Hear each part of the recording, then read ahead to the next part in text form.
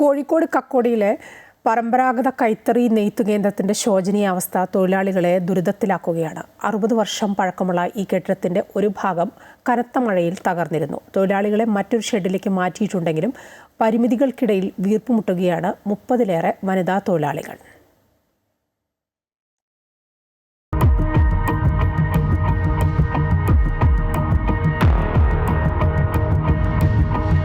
ഒറ്റനോട്ടത്തിൽ ഒരു ഭാർഗവി നിലയം പോലെ തോന്നിക്കുന്ന കെട്ടിടവും പരിസരവും അകത്തു പ്രവേശിക്കുമ്പോൾ മാത്രമാണ് 30-ലേറെ സ്ത്രീകൾ പണിയെടുക്കുന്ന നെയ്ത്തു കേന്ദ്രമെന്നത് തിരിച്ചറിയാനാവുക.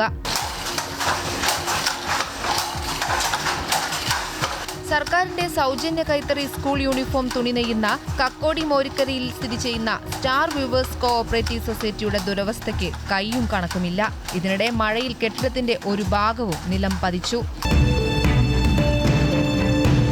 അപ്പോൾ ഭാഗ്യത്തിന് തൊഴിലാളികളെല്ലാം കൂടെ പോയിരുന്നു ജോലി കഴിഞ്ഞിട്ട്. അതുകൊണ്ടാണ് ഒരു അപകടം ഇല്ലാണ്ടായത്. അല്ലെങ്കിൽ ആരെങ്കിലും അതിൻ്റെ ഉള്ളിൽ പെട്ടുപോയാൽ പ്രശ്നമാവുമായിരുന്നു. ഞങ്ങൾ ആ ബിൽഡിംഗ് വീഴുന്ന ഒരിക്കലും വിചാരിച്ചതല്ല.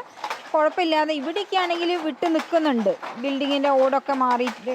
പക്ഷെ അവിടെയാണെങ്കിൽ മേൽക്കൂരയൊക്കെ നല്ലപോലെ നിൽക്കുന്നതാണ് കണ്ടത്. പരാധീനതകൾ ഏറെയുണ്ടെങ്കിലും ജോലിയിൽ മുടക്കം വരുത്തിയിട്ടില്ല. ചോരുന്ന കെട്ടിടത്തിൽ ഷീറ്റ് വലിച്ചു കെട്ടി പണി തുടർന്നു. എന്നാൽ 8 മാസമായി ശമ്പളവും മുടങ്ങിയതോടെ തകർച്ച പൂർണ്ണതയിലെത്തിയെന്ന് തൊഴിലാളികൾ പറയുന്നു. നന്നായിട്ട് പോയ കമ്പനിയാണ്. ആഴ്ചയിലൊക്കെ കൂലിയൊക്കെ വാങ്ങി വീട്ടിലൊക്കെ നല്ല ഇതല്ലേ പോയത്. അപ്പോൾ ഒന്നും കിട്ടുന്നില്ല, പൈസയൊന്നും. ചോർന്നൊക്കെ ഒലിക്കുന്നതുകൊണ്ട് ബുദ്ധിമുട്ടാണ് ഇവിടെ പണിയെടുക്കാനേ. ഞങ്ങൾക്കൊരു സഹായം കിട്ടിയാൽ അതൊരു ഉപകാരമായിരുന്നു. ഞാൻ കുറേ ദൂരേന്ന് വരുന്ന ഒരാളാണ്.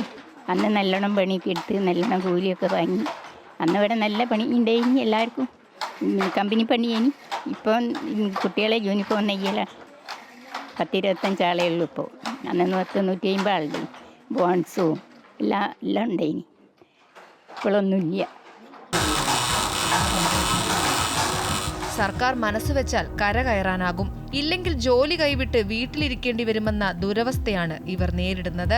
സർക്കാരിന്റെ സൗജന്യ യൂണിഫോം നെയ്ത് നൽകുന്ന കക്കോടിയിലെ നെയ്ത്തു ഫാക്ടറിയുടെ ദുരവസ്ഥയാണിത്. 8 മാസമായി ശമ്പളമില്ല. ഒപ്പം തന്നെ ഏത് സമയം തലയിൽ വീഴാവുന്ന ഒരു കെട്ടിടത്തിലാണ് ഇവർ പ്രവർത്തിച്ചുകൊണ്ടിരിക്കുന്നത്.